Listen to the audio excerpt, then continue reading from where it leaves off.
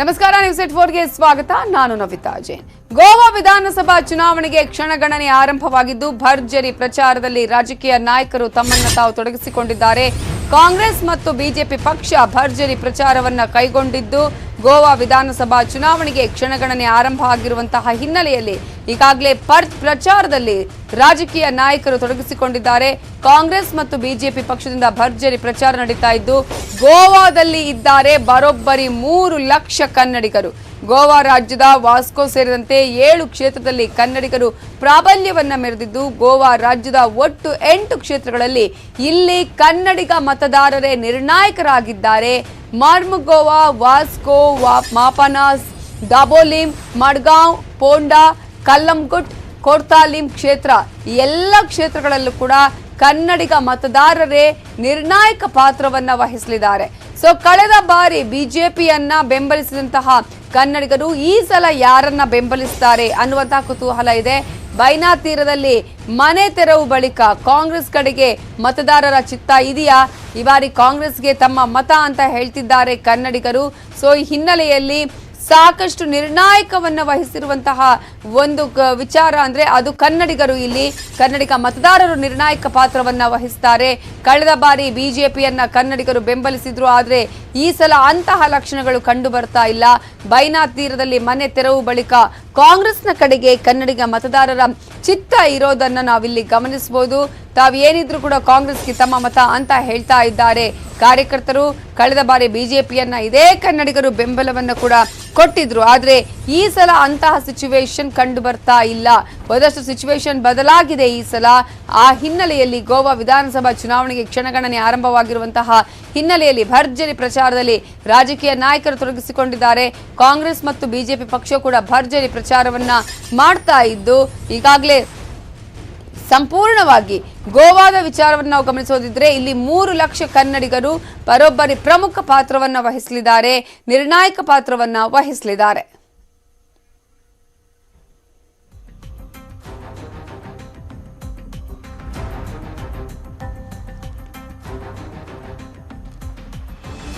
ಗೋವಾದಲ್ಲಿ ಎಲೆಕ್ಷನ್ಗೆ ಕ್ಷಣಗಣನೆ ಆರಂಭ ಆಗಿರುವಂತಹ ಹಿನ್ನೆಲೆಯಲ್ಲಿ ಸಾಕಷ್ಟು ವಿಚಾರಗಳನ್ನು ನಾವಿಲ್ಲಿ ಗಮನಿಸಬೇಕಾಗತ್ತೆ. ಪ್ರಮುಖವಾಗಿ ಕಾಂಗ್ರೆಸ್ ಮತ್ತು ಬಿಜೆಪಿ ನಾಯಕರು ಇಲ್ಲಿ ಪ್ರಚಾರವನ್ನ ಮಾಡ್ತಾ ಇದ್ದಾರೆ. ಅದರಲ್ಲೂ ಬಿಜೆಪಿ ಪಕ್ಷದಿಂದ ಭರ್ಜರಿ ಪ್ರಚಾರ ನಡೆದಿದೆ ಅಂತಾನೆ ಹೇಳಲಾಗ್ತಾ ಇದೆ. ಇಲ್ಲಿ 3 ಲಕ್ಷ ಕನ್ನಡಿಗರು ಗೋವಾದಲ್ಲಿ ಇದ್ದಾರೆ. ಗೋವಾ ರಾಜ್ಯದ ವಾಸ್ಕೋ ಸೇರಿದಂತೆ 7 ಕ್ಷೇತ್ರದಲ್ಲಿ ಕನ್ನಡಿಗರು ಪ್ರಾಬಲ್ಯವನ್ನ ಮೆರೆದಿದ್ದಾರೆ.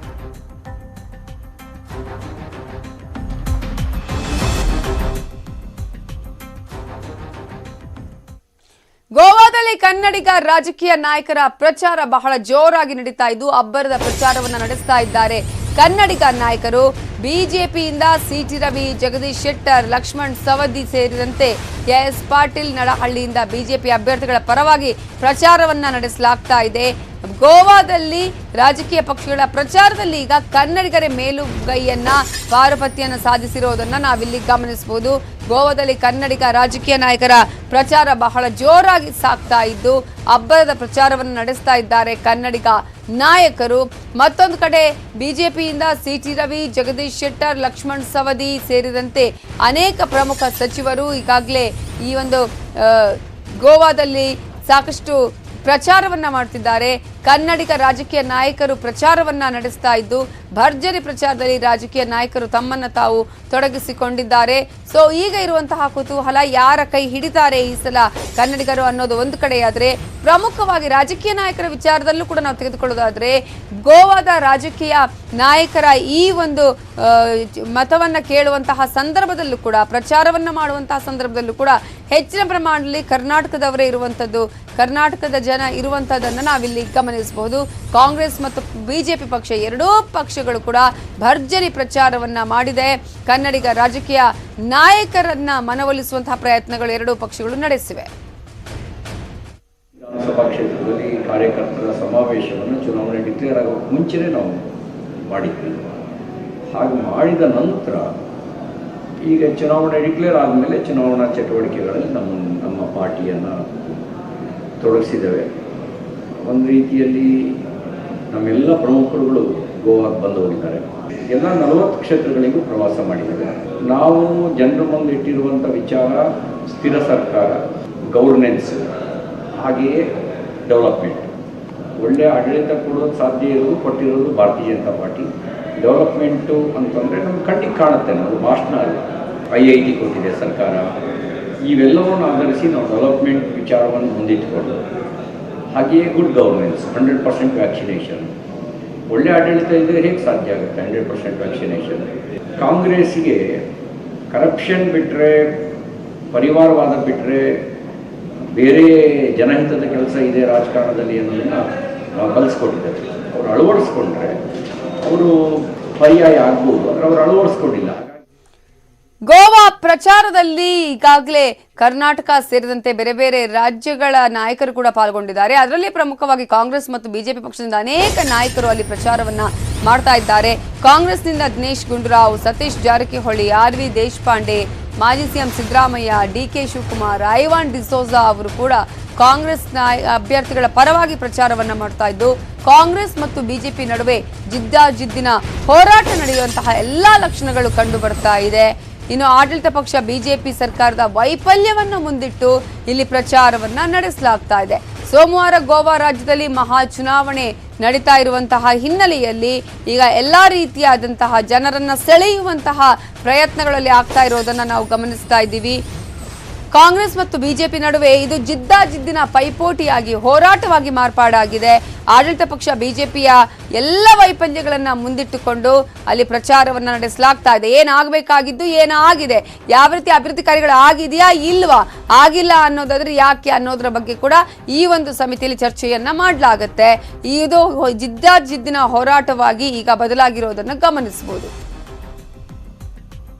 ಗೋವಾ ಚುನಾವಣೆಯಲ್ಲಿ ಇವತ್ತು ಕಾಂಗ್ರೆಸ್ಗೆ ಭಾಳ ಒಂದು ಒಳ್ಳೆಯ ವಾತಾವರಣ ಮೂಡಿ ಬಂದಿದೆ. ಗೋವಾದಲ್ಲಿ ನಾವು ಬರುವಂಥ ಪರಿಸ್ಥಿತಿ ಈಗ ಕಳೆದ ತಿಂಗಳಿಗೆ ಮತ್ತು ಈ ತಿಂಗಳಿಗೆ ನೀವು ನೋಡಿದರೆ ಅಜಗಜಾಂತರ ವ್ಯತ್ಯಾಸ ಇದೆ. ಇವತ್ತು ಗೋವಾದಲ್ಲಿ ನಾವು ಸರ್ಕಾರ ಮಾಡುವ ಎಲ್ಲ ಸಾಧ್ಯತೆಗಳು ಇವತ್ತು ಪ್ರಾರಂಭ ಆಗಿದ್ದಾವೆ. ಇನ್ನು ಉಳಿದಂಥ 2 ದಿವಸಗಳಲ್ಲಿ ನಾವೆಲ್ಲ ತಯಾರಿಗಳನ್ನು ಮಾಡ್ತಾ ಇದ್ದೇವೆ.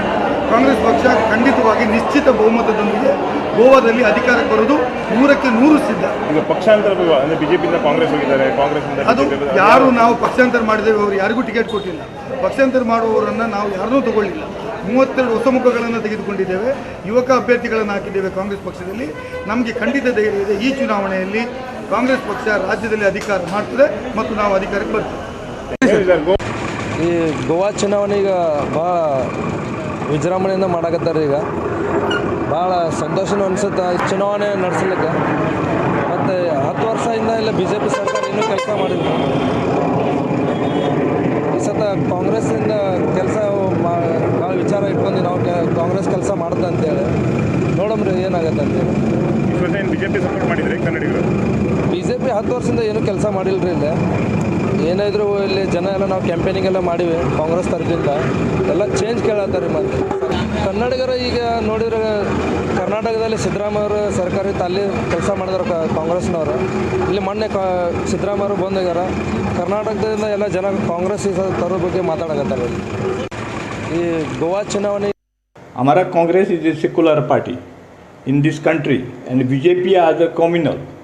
बट कांग्रेस के अंदर थोड़ा आदमी बराबर नहीं है, समझा ना. They are not secular, they don't know what is the ideology of the Congress party and they have given a ticket that is a wrong ticket. Even for me they denied a ticket 4 times, means 20 years, and there is no MLA of that particular constituency in Kortali. I don't know why they are doing like this. So then I found there are anti-Congress person are taking high position against the Congress people who are secular. हमारा Congress is a secular party in this country and BJP as a communal. But Congress के अंदर थोड़ा आदमी बराबर नहीं है, समझा ना. They are not secular, they don't know what is the ideology of the Congress party and they have given a ticket that is a wrong ticket. Even for me they denied a ticket 4 times, means 20 years, and there is no MLA of that particular constituency in Kortali. I don't know why they are doing like this. So then I found there are anti-Congress person are taking high position against the Congress people who are secular.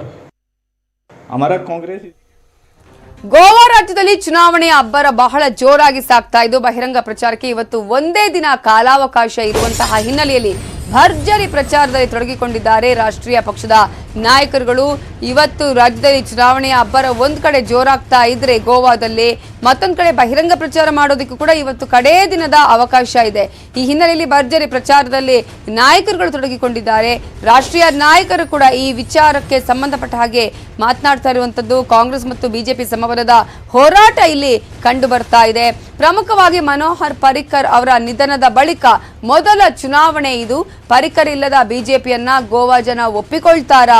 ಈ ಬಾರಿ ಬಿಜೆಪಿಯಿಂದ ದೂರವೇ ಉಳಿದಿದೆ Goa forward party. ಕಳೆದ ಬಾರಿ Goa forward ಪಾರ್ಟಿಯ ಬೆಂಬಲವನ್ನು ಪಡೆದು ಸರ್ಕಾರವನ್ನು ರಚನೆ ಮಾಡಲಾಗಿತ್ತು.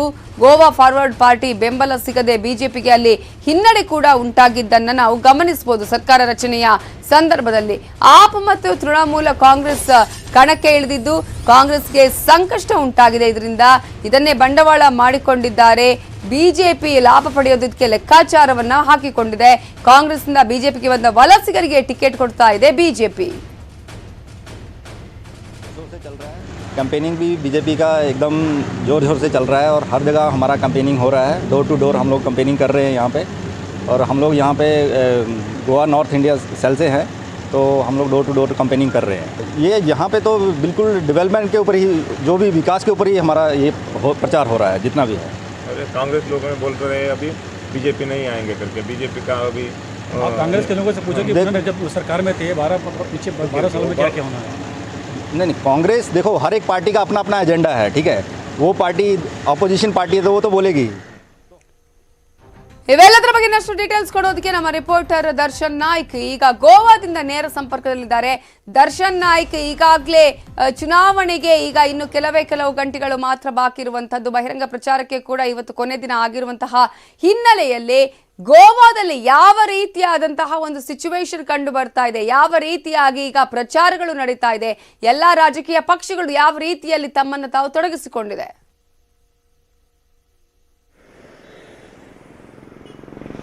ನವಿತಾ, ಪಂಚರಾಜ್ಯಗಳಲ್ಲೊಂದಂತ ಗೋವಾ ರಾಜ್ಯದ ಚುನಾವಣೆಗೆ ಏನು ನಾಡ್ದು ಮತದಾನ ನಡೆಯಲಿದೆ. ಈ ಹಿನ್ನೆಲೆಯಲ್ಲಿ ಇವತ್ತು ಬಹಿರಂಗ ಪ್ರಚಾರಕ್ಕೆ ಅಂತ್ಯವಾಗಲಿರತಕ್ಕಂಥದ್ದು. ಈ ಹಿನ್ನೆಲೆಯಲ್ಲಿ ರಾಷ್ಟ್ರೀಯ ನಾಯಕರು, ಆಯಾ ಪಕ್ಷದ ರಾಜಕೀಯ ಪಕ್ಷದ ರಾಷ್ಟ್ರೀಯ ನಾಯಕರು ಬಂದು ಗೋವಾದಲ್ಲಿ ಬಂದು ಪ್ರಚಾರವನ್ನ ಮಾಡಿದ್ದಾರೆ. ಅಬ್ಬರದ ಒಂದು ಪ್ರಚಾರ ಇವತ್ತು ನಡೀತಾ ಇದೆ. 5 ಗಂಟೆಗೆ ಬಹಿರಂಗ ಪ್ರಚಾರ ಅಂತ್ಯವಾಗಲಿದೆ. ಇದೊಂದು ಭಾಗವಾದ್ರೆ ಗೋವಾ ರಾಜ್ಯ ರಾಜಕಾರಣದ ವಿಚಾರಕ್ಕೆ ಬಂದ್ರೆ ಒಟ್ಟು 301 ಅಭ್ಯರ್ಥಿಗಳು ಇವತ್ತು ಕಣದಲ್ಲಿರತಕ್ಕಂಥದ್ದು. ಒಟ್ಟು 40 ಕ್ಷೇತ್ರಗಳಲ್ಲಿ ಸ್ಪರ್ಧೆಯನ್ನ ನಡೆಯಲಿದೆ. ಇವತ್ತು ಬಿಜೆಪಿ ಮತ್ತು ಕಾಂಗ್ರೆಸ್ ಏನು ನೇರ ಹಣಾಣಿಯಲ್ಲಿದೆ. ಹೊಸದಾಗಿ ಇವತ್ತು ತೃಣಮೂಲ ಕಾಂಗ್ರೆಸ್ ಮತ್ತು ಆಪ್ ಇವತ್ತು ಅದೃಷ್ಟ ಪರೀಕ್ಷೆಗಾಗಿ ಗೋವಾ ರಾಜ್ಯದಲ್ಲಿ ಹೊಸದಾಗಿ ಅಭ್ಯರ್ಥಿಗಳನ್ನ ಹಾಕಿರತಕ್ಕಂಥದ್ದು. ಇವತ್ತು ಕಳೆದ 2 ಅವಧಿಯಲ್ಲಿ ಬಿಜೆಪಿ ಆಡಳಿತ ಜನರಿಗೆ ತೃಪ್ತಿ ತಂದಿಲ್ಲ ಎನ್ನುವಂತ ಮಾತು ಕೆಲವೊಂದು ಗಲ್ಲಿಗಳಲ್ಲಿ ಕಂಡು ಬರತಕ್ಕಂಥದ್ದು. ಈ ಗೋವಾ ರಾಜ್ಯದಲ್ಲಿ ಒಟ್ಟು 8 ಕ್ಷೇತ್ರದಲ್ಲಿ ಕನ್ನಡಿಗರೇ ನಿರ್ಣಾಯಕರಾಗಿದ್ದಾರೆ. ಈ ಕನ್ನಡಿಗರು ಏನಪ್ಪಾ ಅಂದ್ರೆ ಒಂದು ಕಾಂಗ್ರೆಸ್ ಕಡೆ ತಮ್ಮ ಒಲವನ್ನ ತೋರ್ತಾ ಇರುವಂತದ್ದು ಈಗ ಕಂಡು ಬರ್ತಾ ಇದೆ. ಈ ಹಿನ್ನೆಲೆಯಲ್ಲಿ ಈ ಕನ್ನಡಿಗರನ್ನ ಸೆಳಿಬೇಕು ಎನ್ನುವಂತ ಒಂದು ನಿಟ್ಟಿನಲ್ಲಿ ಬಿಜೆಪಿ ಕನ್ನಡಿಗ ನಾಯಕರಾಗಿರಬಹುದು, ಅದೇ ರೀತಿ ಕಾಂಗ್ರೆಸ್ನ ಕನ್ನಡಿಗ ನಾಯಕರು ಇವತ್ತು ಗೋವಾದಲ್ಲಿ ಬೀಡು ಬಿಟ್ಟು ತಮ್ಮ ಪ್ರಚಾರವನ್ನ ಕೈಗೊಂಡಿದ್ದಾರೆ. ಆದ್ರೆ ಕೊನೆಯದಾಗಿ ಕನ್ನಡಿಗ ಮತದಾರ ಯಾರಿಗೆ ಒಲವನ್ನ ತೋರ್ತಾನೆ ಎನ್ನುವಂಥದ್ದು ಸಹ ಇದುವರೆಗೂ ಕುತೂಹಲ ಆಗಿರ್ಬೋದು. ಆದರೆ ಒಂದು ಈ ನ್ಯೂಸ್ 18 ಕನ್ನಡ ಗ್ರೌಂಡ್ ರಿಪೋರ್ಟ್ ಅನ್ನ ತೆಗೆದಾಗ ಕನ್ನಡಿಗರು ಏನು ಕಾಂಗ್ರೆಸ್ ಪಕ್ಷದತ್ತ ಒಲವನ್ನ ತೋರ್ತಾ ಇರುವಂತದ್ದು. ಅದೇ ರೀತಿ ಈ ಕಳೆದ ಏನು ಬಿಜೆಪಿ ಸರ್ಕಾರದ ರಚನೆಗೆ ಒಂದು ಸಹಾಯಕವಾದಂತ ಗೋವಾ ಫಾರ್ವರ್ಡ್ ಪಾರ್ಟಿ ಇವತ್ತು ಕಾಂಗ್ರೆಸ್ಗೆ ಸಪೋರ್ಟ್ ಅನ್ನ ಮಾಡಿದೆ. ಬಿಜೆಪಿ ಪಕ್ಷ ಏಕಾಂಗಿಯಾಗಿ ಇವತ್ತು ಹೋರಾಟವನ್ನ ನಡೆಸ್ತಾ ಇದೆ. ಕಾಂಗ್ರೆಸ್ಗೆ ಗೋವಾ ಫಾರ್ವರ್ಡ್ ಪಾರ್ಟಿಯ ಬಲ ಬಂದಿರತಕ್ಕಂಥದ್ದು. ಅದೇ ರೀತಿ ಆಪ್ ಕೂಡ ಏಕಾಂಗಿಯಾಗಿ ಹೋರಾಟವನ್ನ ನಡೆಸ್ತಾ ಇದೆ. ಮತ್ತು ತೃಣಮೂಲ ಕಾಂಗ್ರೆಸ್ ಮತ್ತು ಗೋವಾ ಎಂಜಿಪಿ ಪಕ್ಷ ಇವತ್ತು ಮೈತ್ರಿಯಾಗಿ ಚುನಾವಣೆಯನ್ನ ಎದುರಿಸ್ತಾ ಇದೆ. ಈ ಚುನಾವಣೆಯಲ್ಲಿ ಮುಖ್ಯವಾದಂತ ಇಶ್ಯೂ ಏನಂದ್ರೆ ಮೈನಿಂಗ್ ಅನ್ನ ಮುಂದಿಟ್ಟು ಇವತ್ತು ಚುನಾವಣೆಯನ್ನ ಮಾಡಲು ಇವತ್ತು ಕಾಂಗ್ರೆಸ್ ಆಗಿರ್ಬೋದು, ಬಿಜೆಪಿ ಏನು ಮತದಾರರನ್ನ ಮುಂದೆ ಮತಬೇಟೆಗಾಗಿ ಇಳಿದಿದೆ. ಒಟ್ಟಾರೆಯಾಗಿ ಹೇಳ್ಬೇಕಂದ್ರೆ ಮೈನಿಂಗ್ ಆಗಿರ್ಬೋದು, ಆಗಿರ್ಬೋದು, ಅದೇ ರೀತಿ ನಿರುದ್ಯೋಗದ ಸಮಸ್ಯೆ. ಈ ಕಳೆದ 2 ಅವಧಿಯಲ್ಲಿ ಬಿಜೆಪಿ ಸರ್ಕಾರ ನಿರುದ್ಯೋಗ ಸಮಸ್ಯೆಯನ್ನ ಹುಟ್ಟಾಗಿದೆ. ನಿರುದ್ಯೋಗಿಗಳಿಗೆ ಉದ್ಯೋಗವನ್ನ ಕೊಡಿಸ್ತೀವಿ ಎನ್ನುವಂತ ಭರವಸೆಯನ್ನ ಮಾತ್ರ ಇದು ಹೇಳಿದೆ. ಆದ್ರೆ ಭರವಸೆ ಉಳಿಸಿಕೊಳ್ಳಲಿ ಇದು ವಿಫಲವಾಗಿದೆ ಎನ್ನುವಂಥದ್ದು ಕಾಂಗ್ರೆಸ್ಸಿಗರ ಆರೋಪ. ಆದ್ರೆ ಬಿಜೆಪಿಯವರು ಗೋವಾ ರಾಜ್ಯದಲ್ಲಿ ಪ್ರವಾಸೋದ್ಯಮ ಆಗಿರ್ಬೋದು, ಅದೇ ರೀತಿ ರಸ್ತೆ ಸುಧಾರಣೆ ಆಗಿರ್ಬೋದು, ಇನ್ನಿತರ ಇನ್ಫ್ರಾಸ್ಟ್ರಕ್ಚರ್ಗಳ ಬಗ್ಗೆ ಅಭಿವೃದ್ಧಿಯನ್ನ ಮುಂದಿಟ್ಟು ಇವತ್ತು ಮತವನ್ನ ಕೇಳ್ತಾ ಇದೆ. ಇದರ ಜೊತೆಗೆ ಮನೋಹರ್ ಪರಿಕರ್ ಅಂದ್ರೆ ಇಲ್ಲಿನ ಒಂದು ಸಮೃದ್ಧ ರಾಜಕಾರಣಿ ಅಂತಾನೆ ಪ್ರಸಿದ್ಧಿಯಾದಂತಹ ದಿವಂಗತ ಮನೋಹರ್ ಪರಿಕರ್ ಅವರ ನಿಧನದ ಬಳಿಕ ಇವಾಗ ಮೊದಲ ಚುನಾವಣೆ ಆಗ್ತಿರತಕ್ಕಂಥದ್ದು. ಇಲ್ಲಿ ಕುತೂಹಲದಿಂದ ಬಿಜೆಪಿಯಿಂದ ಮನೋಹರ್ ಪರಿಕರ್ ಅವರ ಪುತ್ರ ಉತ್ಪಲ್ ಪರಿಕರ್ ಅವರು ಟಿಕೆಟ್ ಅನ್ನ ಕೇಳಿದ್ರು. ಆದ್ರೆ ಪಣಜಿ ಕ್ಷೇತ್ರದಲ್ಲಿ ಅವರಿಗೆ ಉತ್ಪಲ್ ಪರಿಕರ್ ಅವರಿಗೆ ಬಿಜೆಪಿಯಿಂದ ಟಿಕೆಟ್ ನೀಡದ ಹಿನ್ನೆಲೆಯಲ್ಲಿ ಅವರು ಸ್ವತಂತ್ರವಾಗಿ ಕಣಕ್ಕಿಳಿದಿದ್ದಾರೆ. ಈ ಹಿನ್ನೆಲೆಯಲ್ಲಿ ಬಿಜೆಪಿಗೆ ಕೊಂಚ ಇಲ್ಲಿ ಹಿನ್ನಡೆ ಆಗಿರಬಹುದು. ಇನ್ನೊಂದು ಕಾಂಗ್ರೆಸ್ನಿಂದ ಬಿಜೆಪಿಗಿಂತ ಕಾಂಗ್ರೆಸ್ಗೆ ಪಕ್ಷಾಂತರ ಪರ್ವ ಕೂಡ ಇಲ್ಲಿ ನಡೆದಿರತಕ್ಕಂಥದ್ದು. ಪಕ್ಷಾಂತರ ಪರ್ವದಲ್ಲಿ ಕಾಂಗ್ರೆಸ್ನವರು ಆಣೆ ಪ್ರಮಾಣಕ್ಕೂ ಸಹ ಮುಂದಾಗಿದ್ದಾರೆ. ಕಾಂಗ್ರೆಸ್ನಿಂದ ಹೊಸ ಮುಖಗಳಿಗೆ ಇಲ್ಲಿ ಮಣೆ ಹಾಕಲಾಗಿದೆ. ಕಾಂಗ್ರೆಸ್ನವರಿಗೆ ಏನು ಹೊಸ ಮುಖಗಳಿಗೆ ಮಣೆ ಹಾಕಲಾಗಿದ್ದು ಅಂತವರು ಆಣೆ ಪ್ರಮಾಣವನ್ನ ಮಾಡಿ ಮುಂದೆ ಬಿಜೆಪಿಗೆ ಪಕ್ಷಾಂತರ ಆಗಲು ನಾವು ಹೋಗಲ್ಲ ಎನ್ನುವಂತ ಒಂದು ಆಣೆ ಪ್ರಮಾಣ ಕೂಡ ಇಲ್ಲಿ ಮುಖ್ಯವಾಗಿರತಕ್ಕಂಥದ್ದು. ನವಿತಾ, ಥ್ಯಾಂಕ್ ಯು ದರ್ಶನ್ ನಾಯ್ಕ್ ಡೀಟೇಲ್ಸ್ಗೆ. ಉಳಿದ ಅಪ್ಡೇಟ್ಸ್ ನೋಡೋಣ ಬ್ರೇಕ್ ಆದ್ಮೇಲೆ. Welcome back. ಈಗಾಗಲೇ ಗೋವಾದಲ್ಲಿ ಚುನಾವಣೆಗೆ ಎಲ್ಲಾ ರೀತಿಯಾದಂತಹ ಸಿದ್ಧತೆಗಳು ನಡೀತಾ ಇದೆ. ಹಾಗಾದ್ರೆ ಒಂದು ಕಡೆ ಈಗಾಗಲೇ ಕನ್ನಡಿಗರಿಗೆ ಈ ಸಲ ಬಿಜೆಪಿಯ ಮೇಲೆ ಒಂದಷ್ಟು ಅಸಮಾಧಾನ ಇದೆ ಅಂತ ಕೂಡ ಹೇಳಲಾಗ್ತದೆ. ಈ ಹಿನ್ನೆಲೆಯಲ್ಲಿ ಈ ಸಲ ಯಾರನ್ನ ಅವರು ಈ ಸಲ ಸಪೋರ್ಟ್ ಮಾಡ್ತಾರೆ ಅನ್ನೋದು ಬಹಳ ಇಂಪಾರ್ಟೆಂಟ್ ಆಗುತ್ತೆ. ಇವೆಲ್ಲದರ ಬಗ್ಗೆ ಮಾತನಾಡೋದಕ್ಕೆ ನಮ್ಮ ಜೊತೆ ಈಗ ಗೋವಾ ಕನ್ನಡ ಮಹಾಸಂಘದ ಅಧ್ಯಕ್ಷರಾಗಿರುವಂತಹ ಸಿದ್ದಣ್ಣ ಮೇಟಿ ಅವರು ನಮ್ಮ ಜೊತೆ ಈಗ ಫೋನ್ ಸಂಪರ್ಕದಲ್ಲಿದ್ದಾರೆ. ನಮಸ್ತೆ ಸರ್. ನಮಸ್ತೆ ಮೇಡಮ್. ನಮಸ್ತೆ ಸರ್, ಗೋವಾದಲ್ಲಿ ಅನೇಕ ಪ್ರಾಬ್ಲಮ್ಗಳಾಗ್ತಾ ಇದೆ. ಹಲವು ವರ್ಷಗಳಿಂದ ಕನ್ನಡದಲ್ಲಿರುವಂತಹ ಶಾಲೆಗಳಿಗೆ ಅನುದಾನದ ಕೊರತೆ ಆಗ್ತಾ ಇರುವಂತದ್ದು, ವಲಸಿಗ ಕನ್ನಡಿಗರಿಗೆ ಪಟ್ಟಿ ಸಿಗದೇ ಇರುವಂತದ್ದು, ಹೀಗೆ ಅನೇಕ ಪ್ರಾಬ್ಲಮ್ಗಳಾಗ್ತಾ ಇದೆ. ಯಾಕೆ ಇಂತಹ ಒಂದು ಪ್ರಾಬ್ಲಮ್ಗಳು ಆಗ್ತಾ ಇದೆ? ಇಚ್ಛಾಶಕ್ತಿಯ ಕೊರತೆ ಇಲ್ಲಿ ಕಾಣಿಸ್ತಾ ಇದೆಯಾ, ಹೇಗೆ? ಮೇಡಮ್, ಒಂದೇ ಮಾತು ಹೇಳೋದಾದ್ರೆ ಕರ್ನಾಟಕದ ರಾಜಕಾರಣಿಗಳಲ್ಲಿ ಹೊರನಾಡಿನಲ್ಲಿ ಕನ್ನಡಿಗರು ಕರ್ನಾಟಕದಲ್ಲಿ ಹೇಗೆ ಕರ್ನಾಟಕ ರಾಜ್ಯೋತ್ಸವ ಮಾಡ್ತಾರೆ ಅದಕ್ಕಿಂತ ಹೆಚ್ಚಿನ ಪ್ರಮಾಣದಲ್ಲಿ ಉತ್ಸುಕತೆಯಿಂದ ಕರ್ನಾಟಕ ರಾಜ್ಯೋತ್ಸವ ಆಗಲಿ ಕಾರ್ಯಕ್ರಮ ಆಗಲಿ ಎಲ್ಲದೂ ಮಾಡ್ತಾರ. ಇವ್ರು ಕರ್ನಾಟಕ ಸರ್ಕಾರದಿಂದ ಕೊಡುದು ಒಂದ್ಲಿ ಪಂಜಿ ಗೋವಾ ಕನ್ನಡ ಸಂಘದ ಅಧ್ಯಕ್ಷಕ್ಕೆ 3 ಲಕ್ಷ ಕೊಡ್ತಾರ ಅನುದಾನ. ಇನ್ನು ಬಿಟ್ರೆ ಯಾವ ಕನ್ನಡ ಸಂಘಗಳಿಗೂ ಈ ದುಡ್ಡುಗಳು ಹೋಗಲ್ಲ. ಒಂದೇದಾಗಿ ಇವ್ರು 22 ಗೋವಾದಲ್ಲಿ ಕನ್ನಡ ಶಾಲೆಗಳಿದಾವೆ ಪ್ರೈಮರಿ, ಅವ್ರಿಗೆ 1 ರೂಪಾಯಿ ಇವ್ರ ಅನುದಾನ ಬರಲ್ಲ ಕರ್ನಾಟಕ ಸರ್ಕಾರದಿಂದ. ಹಿಂಗಾಗಿ ಇವರು ಕನ್ನಡ ಮತ್ತು ಸಂಸ್ಕೃತಿ ಇಲಾಖೆಯಲ್ಲಿ ಇನ್ನುಳಿದ ಇಲಾಖೆಯಲ್ಲಿ ಯಾರು ಉತ್ಸುಕತೆಯಿಂದ ಇಚ್ಛಾಶಕ್ತಿಯಿಂದ ಹೊರ ರಾಜ್ಯದಲ್ಲಿ ಕನ್ನಡ ಬಳಸಬೇಕು, ಕನ್ನಡ ಪ್ರೇಮ ಎಲ್ಲವೂ ಮಾಡ್ಬೇಕನ್ನೋದು ಯಾರೂ ಇಲ್ಲ. ಸುಮ್ಮನೆ ಬಟ್ ಅಲ್ಲಿ ವೋಟಿನ ವಿಚಾರವನ್ನು ನಾವು ಗಮನಿಸಿದ್ರೆ ಕನ್ನಡಿಗರ ಮತಗಳೇ ನಿರ್ಣಾಯಕ ಅಲ್ವಾ ಸರ್? ಅಟ್ಲೀಸ್ಟ್ ಅದನ್ನ ಕೂಡ ಅಲ್ಲೊಂದು ರೀತಿಯಲ್ಲಿ ಗಮನಕ್ಕೆ ತೆಗೆದುಕೊಳ್ಬೇಕಾಗತ್ತೆ ಇವರು ಅಂತ. ಮೇಡಮ್, 100% 1/3 ನಾವು ಕನ್ನಡದ 13 ಲಕ್ಷ ವೋಟರ್ಸ್ ನಲ್ಲಿ 3 ಲಕ್ಷ ನಾವೇ ವೋಟರ್ಸ್ ಅದೀವಿ. ಅದರಲ್ಲಿ ಮೈಗ್ರೇಟ್ ಜನನೇ ನಾವು ಅದೀವಿ. ಅದರಲ್ಲಿ ಡಿಸೈಡ್ ಮೇಕರ್ ನಾವೇ. ಒಂದು 10 ಕ್ಷೇತ್ರದಲ್ಲಿ ನಾವೇ ಡಿಸಿಷನ್ ಮೇಕರ್ ಅದೀವಿ. ಆದ್ರೂ ಕೂಡ ಇವರು ಇತ್ತಿತ್ತಲಾಗಿ ಈಗ ಕರ್ನಾಟಕ ರಾಜ್ಯದ ಪ್ರಭಾವಿ ವ್ಯಕ್ತಿಗಳು ಸಿಟಿ ರವಿ ಅವರು ಬಿಜೆಪಿ ಮುಖಂಡರಾಗಿ ಇಲ್ಲಿ ಉಸ್ತುವಾರಿಯಲ್ಲಿ ಅದಾರ. ಮತ್ತೆ ಕಾಂಗ್ರೆಸ್ ಪರವಾಗಿ ದಿನೇಶ್ ಗುಂಡ್ರವರು ಪ್ರಭಾವಿ ವ್ಯಕ್ತಿಗಳ ಉಸ್ತುವಾರಿ ಅದಾರ.